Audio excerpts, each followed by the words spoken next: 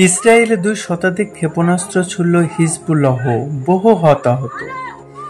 দখলদার ইসরায়েলের বিভিন্ন অবস্থান লক্ষ্য করে এবার 2 শতাধিক ক্ষেপণাস্ত্র ছুড়েছে লেবানন প্রতিরোধ আন্দোলন হিজবুল্লাহ।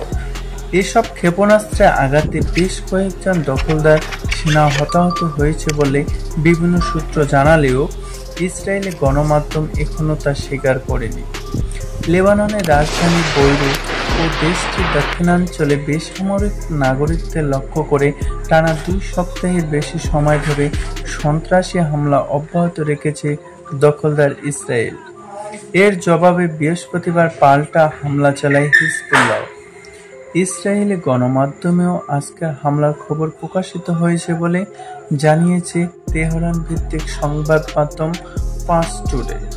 তবে হতাহত বা ক্ষয়ক্ষতির বিষয়ে বিস্তারিত কিছু জানায়নি। এদিকে ইসরায়েলি গণমাধ্যমে হিজবুল্লাহ যোদ্ধাদের সঙ্গে দখলদার বাহিনীর সংঘর্ষে নতুন করে 2 ইসরায়েলি সেনা নিহতের খবর প্রকাশিত হয়েছে। বলা হয়েছে, ওদিশা এবং মারুল আল-রাজ শহরে হিজবুল্লাহর হামলায় গোলানি ব্রিগেডের 2 সদস্য প্রাণ হারিয়েছে।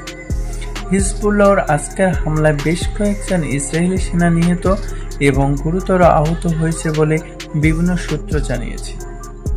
এর আগে বুধবার হিজবুল্লাহর সঙ্গে মুখোমুখি সংঘর্ষে 8 দখলদার সেনা নিহত হওয়ার কথা স্বীকার করেছে তেল আবিব। ইসরায়েলি সামরিক বাহিনীর এক বিবৃতির বরাতে টাইমস অফ ইসরায়েল জানিয়েছে, বুধবার লেবানন স্থল অভিযান শুরুর পর থেকে 8 ইসরায়েলি সেনা নিহত হয়েছে।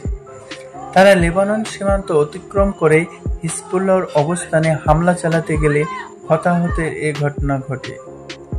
ইরান সমর্থিত সশস্ত্র গোষ্ঠী হিজবুল্লাহ জানিয়েছে, বুধবার দখলদার সেনাদের হত্যা করার পাশাপাশি হিজবুল্লাহ যোদ্ধারা ইসরায়েলের 3টি ট্যাঙ্ক ধ্বংস করেছে।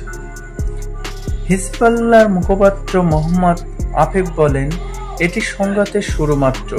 হিজবুল্লাহ যোদ্ধারা দক্ষিণে প্রতিরোধের প্রস্তুতি সর্বোচ্চ পর্যায়ে রয়েছে।